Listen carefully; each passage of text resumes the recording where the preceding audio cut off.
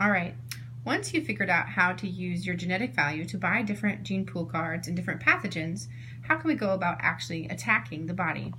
So you have pathogens in place, and as soon as you've collected a bunch of cards, you're eventually going to run out of your deck. So here, if I'm trying to draw 5 cards and I only have 1 left, it's now time to shuffle this deck that I've put all of my cards into. So as you've bought things from the gene pool and bought new pathogens, we put them in our discard pile. Now when our draw pile runs out, we're going to go ahead and shuffle these cards and put them into our deck. So I'm going to shuffle these cards and then use them to draw 5 back up.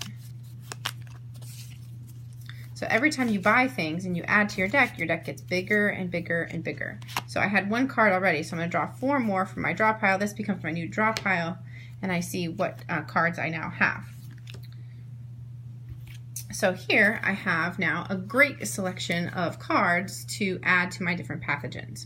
So I have already laid out a tissue pathogen and an opportunistic pathogen. So these things that I've purchased now, I can add to those pathogens. Now notice that everything is color coded. So if a card is pink and it has this little sort of T bracket on it, it can add to our tissue pathogen cards. So it can go into these little connector spots like this.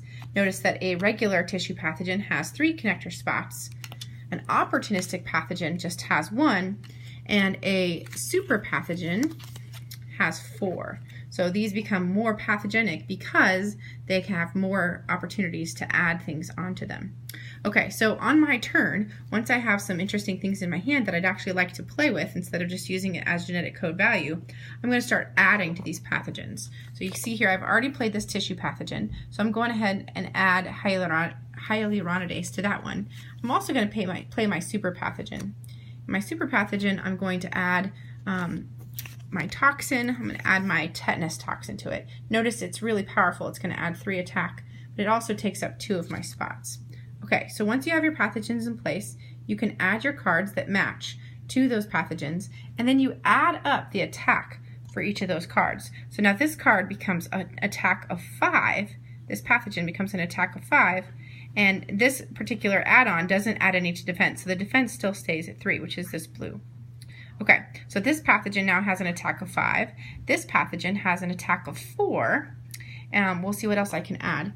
So notice that some of the gene code cards have purple connectors. If they have purple connectors, you can put them on any of the cards. So I can put them on my opportunistic pathogens. I can also put them on my super pathogens here. So let's actually add it over to this spot over here. Okay, so that adhesion then adds a defense of 1. This particular card doesn't add any attack on it. Collagenase is another one that has a purple connector, so we can add it onto any pathogens. So the blue cards can add to the blue pathogens, pink cards can add to the pink. When it's your turn to attack the body, then you add up all the pathogens that you have on the table, add up all of their attack value, and then you start to attack the different tissue barriers. And once the tissue barriers run out, we're going to attack from these damage counters in the petri dishes. So right now I have attack of, this pathogen has 5, and this one has 4, so that's 9, 10, 11. So I'm going to attack 11 onto the tissue body system. So 3, 6, I'm going to take one of these, so 9, and then 2 of the ones, 10, and 11. So I'm just going to hold on to those damage counters.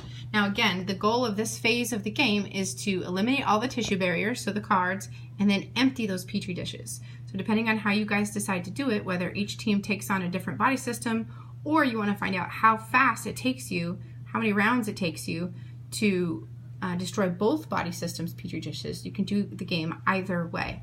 As you play though, I want you to pay attention to how do these pathogenic features add on to the attack and pathogenesis of the different pathogens that you have.